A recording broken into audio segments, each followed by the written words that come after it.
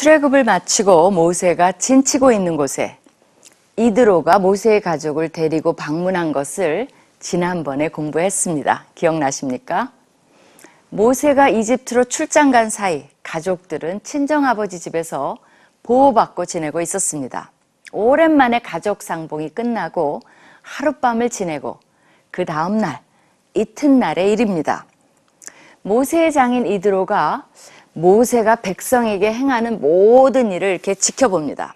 아마 모세는 가족과의 휴식을 즐길 사이도 없이 아침부터 바빴던 것 같습니다. 장인이 자네는 백성의 일을 어찌하여 이렇게 처리하는가? 라고 모세에게 묻습니다. 단순히 궁금해서 물어보는 질문이 아니라 약간 따져 묻는 어투입니다. 사위의 일처리 방식이 마음에 안 들었던 모양입니다. 아무리 장인 어른이지만 상대는 모세입니다. 기적을 일으킨 민족을 구해낸 영웅이요 영적 지도자입니다.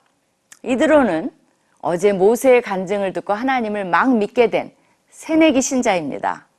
그래도 이드로는 주저하지 않습니다. 바로 연이어서 어찌하여 아침부터 저녁까지 백성을 모두 자네 곁에 세워두고 자네 혼자만 앉아서 일을 처리하는가?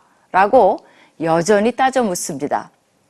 긴 줄의 행렬이 모세 한 사람을 만나보기 위해서 하루 종일 끊이지 않는 것을 보다 못해 이드로가 진상 파악에 나선 것입니다.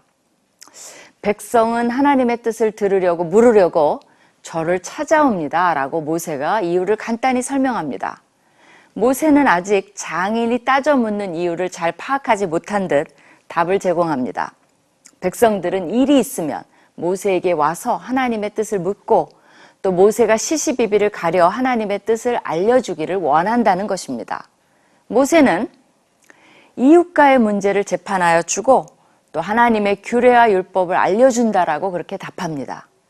모세 혼자서 재판장의 일과 선지자로서 하나님의 뜻을 알려주는 역할과 백성들에게 말씀을 가르치는 일과 백성 사이에 중재하는 역할까지를 다 담당하고 있었던 것입니다.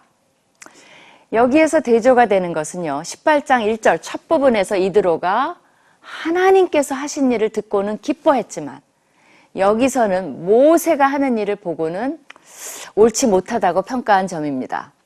모세의 장인은 자네가 하는 일이 옳지 못하네라고 말합니다. 이 옳지 못하다는 것은 도덕적 평가를 내린 것이 아니라 원어로 보면요, 좋지 않다, not good 이라는 표현입니다. 모세의 하는 일이 비효율적이며 비효과적임을 지적한 것입니다.